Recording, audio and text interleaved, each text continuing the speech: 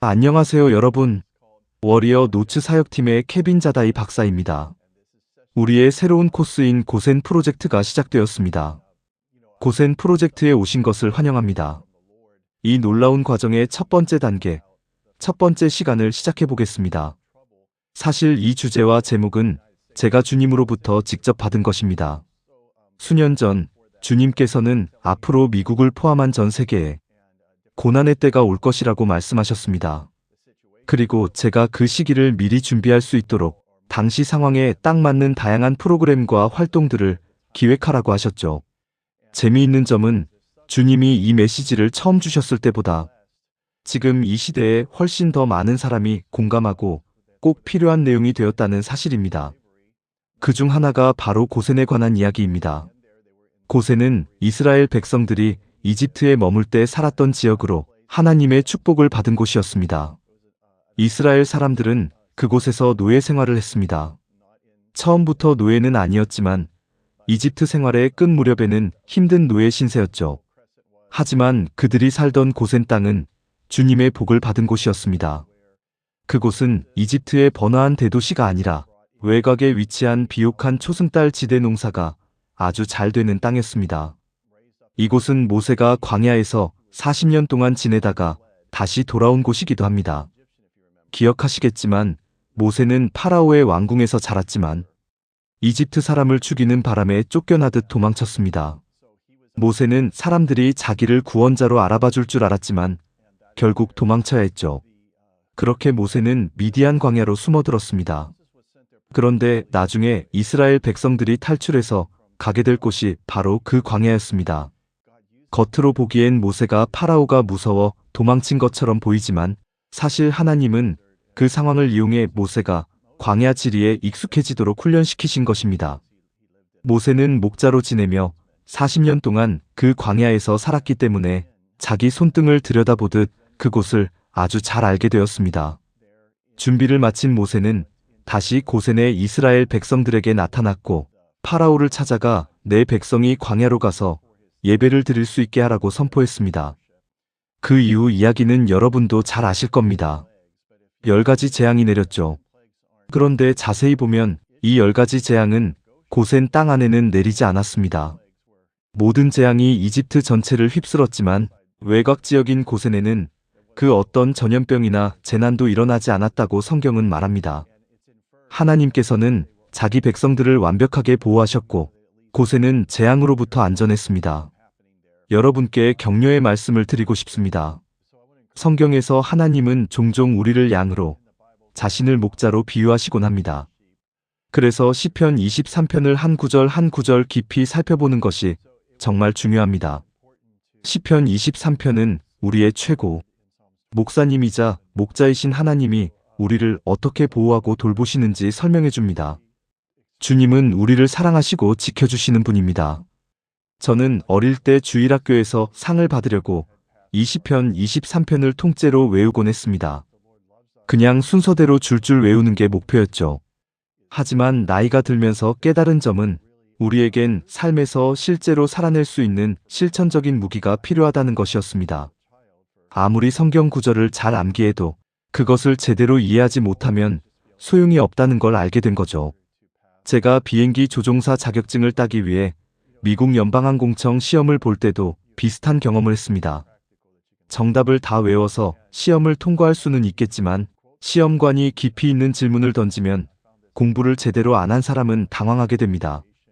그래서 저는 단순히 반복하기 위해서가 아니라 남을 가르칠 수 있을 정도로 완벽하게 이해하고 내 것으로 만드는 법을 배웠습니다.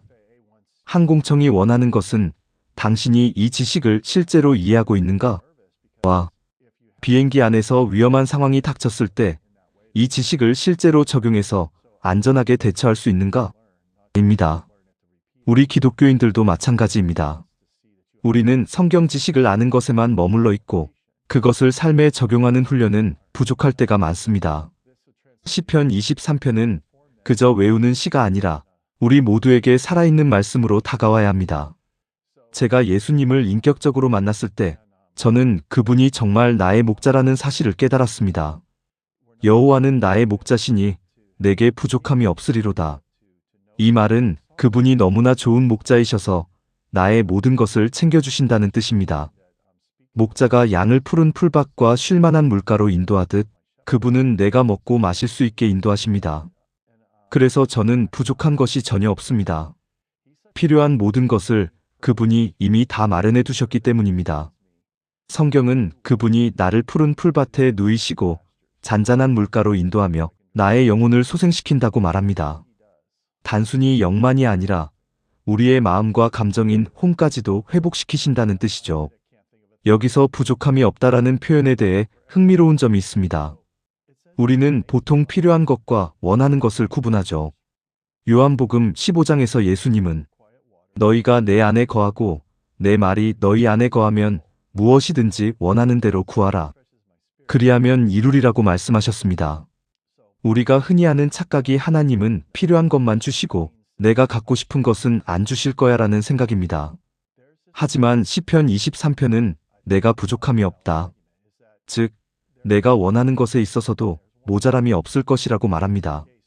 사실 저는 제가 필요한 것들을 달라고 굳이 기도하지 않습니다. 왜냐하면 하나님은 선하신 아버지이시기 때문에 자신의 풍성함에 따라 자녀의 필요를 이미 채워주기로 약속하셨기 때문입니다. 그래서 저는 필요는 하나님의 약속으로 믿고 맡겨버리고 대신 저의 소망과 즐거운 소원들을 주님께 말씀드립니다. 즉, 꼭 필요한 건 하나님이 알아서 챙겨주실 테니 저는 하나님께 내 꿈과 소망을 신나게 말씀드려요. 하나님은 우리 자신의 재산 목록이 아니라 그분이 가진 무한한 창고의 열쇠를 가지고 우리를 돌보시는 분입니다. 하나님은 결코 인색하지 않으시며 우리의 생각을 뛰어넘어 풍성하게 채워주시는 분입니다. 그분은 우리의 모든 비용을 지불하십니다. 우리에게 필요한 모든 것을 하나님의 계좌에서 꺼내어 우리에게 주십니다. 이것이 성경의 약속입니다. 내게 부족함이 없으리로다. 여러분, 더 이상 무엇을 바라겠습니까? 하나님이 여러분을 책임지시면 부족한 것이 하나도 없게 됩니다. 사실 제 아내가 몇 년 전부터 제 생일이나 크리스마스 때 뭐 갖고 싶어? 라고 물어보곤 했는데 저는 정말 아무것도 생각나지 않았습니다. 이미 제가 원하는 것과 필요한 것이 다 채워져 있었거든요. 예전에는 불가능해 보였던 이런 삶이 주님 안에서는 가능합니다. 주님은 우리의 혼생각, 의지, 감정을 새롭게 하시고 우리를 바른 길로 인도하십니다. 세상에는 수많은 길이 있지만 그분은 항상 정확한 길로 우리를 이끄십니다. 그래서 저는 인도해 주세요라고 애걸하며 기도하지 않습니다. 대신 주님은 나를 바른 길로 인도하신다 라고 당당하게 선포합니다. 이것이 나를 향한 하나님의 완벽한 계획이기 때문입니다. 중요한 건 이 모든 일이 내 잘난 맛에 일어나는 게 아니라 그분의 이름을 위해서 일어난다는 점입니다. 하나님은 모든 일에 자신의 이름이라는 도장을 찍어두셨습니다. 여러분이 하나님의 대표자라면 하나님은 자신의 명예를 걸고서라도 여러분을 반드시 바른 길로 인도하실 것입니다. 시편 23편 4절을 보세요. 내가 사망의 음침한 골짜기를 다닐지라도 해를 두려워하지 않을 것은 주께서 나와 함께 하심이라. 인생에서 가장 힘들었던 때를 떠올려 보세요. 주님이 함께 하시기에 어떤 나쁜 것도 두려워할 필요가 없습니다. 주님의 지팡이와 막대기가 우리를 안심시킵니다. 여기서 막대기는 원수를 때려 눕히고 쫓아버리는 용도입니다. 지팡이는 끝이 갈고리처럼 굽어 있어서 멀리 있는 우리를 낚아채서 주님 곁으로 더 가까이 끌어당겨 보호하는 용도입니다. 자, 이제 5절에서 정말 놀라운 내용이 나옵니다. 주께서 내 원수의 목전에서 내게 상을 차려주시고 기름을 내 머리에 부으셨으니 내 잔이 넘치나이다. 이 구절의 진짜 의미는 하나님이 여러분의 원수들을 관객으로 초대해 놓고 그들 앞에서 여러분을 주인공으로 세워 명예 파티를 열어주신다는 뜻입니다. 귀한 손님에게 하듯 머리에 기름을 부어주시는데 얼마나 듬뿍 붓는지 그 기름이 넘쳐 흐를 정도입니다. 이건 좀 낭비 아닌가 싶을 정도로 아낌없이 우리가 감당할 수 없을 만큼의 풍성함을 부어주십니다. 마지막 6절입니다. 내 평생의 선하심과 인자하심이 반드시 나를 따르리니 내가 여호와의 집에 영원히 살리로다. 여기서 따른다는 말은 그냥 뒤에서 졸졸 따라오는 게 아닙니다. 마치 축복과 사랑이라는 두 사람이 나를 잡으려고 전력 질주로 쫓아와서 나를 덮치는 모습과 같습니다. 하나님의 넘치는 기름 부으심 때문에 하나님의 선하심과 자비가 평생 여러분을 추격하며 따라붙을 것입니다. 결국 우리는 하나님의 집에서 영원히 살게 됩니다. 뒤에서는 축복이 나를 밀어붙이고 앞에는 주님이 계시는 그분의 집이 있습니다. 우리는 완전히 하나님의 사랑에 갇혀버린 셈이죠. 하나님은 우리가 감당할 수 있는 것보다 훨씬 더 크신 분임을 꼭 기억하세요. 이제 함께 살펴볼 말씀은 시편 121편입니다. 이 말씀도 시편 23편만큼이나 정말 중요합니다. 기억하시나요? 시편 23편이 우리를 돌보시는 목자 예수님에 대한 이야기였다면 시편 121편은 하늘과 땅을 만드신 창조주 하나님 아버지께서 우리의 도움이 되신다는 이야기입니다. 예수님이 우리의 담임 목사님이라면 하나님 아버지는 우리를 만드시고 위에서 지켜보시는 분이라고 생각하면 이해가 쉬울 거예요. 1절과 2절을 보겠습니다. 내가 산을 향하여 눈을 들리라. 나의 도움이 어디서 올까? 나의 도움은 천지를 지으신 여호와에게서로다. 우리의 도움은 산에서 오는 것이 아니라 그 산을 만드신 창조주 하나님으로부터 옵니다. 3절에 보면 그분은 여러분의 발이 미끄러지지 않게 하신다고 분명히 말씀하십니다. 시편 91편에도 나오듯이 하나님은 천사들을 보내셔서 여러분의 발이 돌부리에 걸려 넘어지지도 않게 지켜주십니다. 하나님은 여러분을 지키시며 졸지도 않으십니다. 잠시 눈을 붙이거나 한눈을 파는 법이 없으시죠. 항상 여러분을 향해 시선을 고정하고 나쁜 일이 생기지 않도록 아주 적극적으로 지켜보고 계십니다. 여러분이 미끄러지는 것조차 허락하지 않으신다는 게 진실입니다. 여러분은 이 말씀을 영원히 되새기고 입 밖으로 선포하며 기도해야 합니다. 4절부터 마지막까지의 내용입니다. 이스라엘을 지키시는 이는 졸지도 아니하시고 주무시지도 아니하시리로다. 낮에 해가 너를 상하게 하지 아니하며 밤에 달도 너를 해치지 아니하리로다. 여호와께서 너를 지켜 모든 환난을 면하게 하시며 또 내 영혼을 지키시리로다. 하나님은 여러분의 그늘이 되어주십니다. 뜨거운 햇볕 낮의 시련이나 차가운 달빛 밤의 두려움이 여러분을 해치지 못하게 막아주십니다. 여러분이 집을 나설 때나 들어올 때나 지금부터 영원까지 하나님이 여러분의 삶을 지켜보실 것입니다. 시인은 도움을 구하려 산을 쳐다본 게 아닙니다. 고개를 들어 산을 바라보며 나의 진짜 도움은 어디서 올까? 라고 스스로 질문을 던진 것이죠. 그리고 스스로 대답합니다.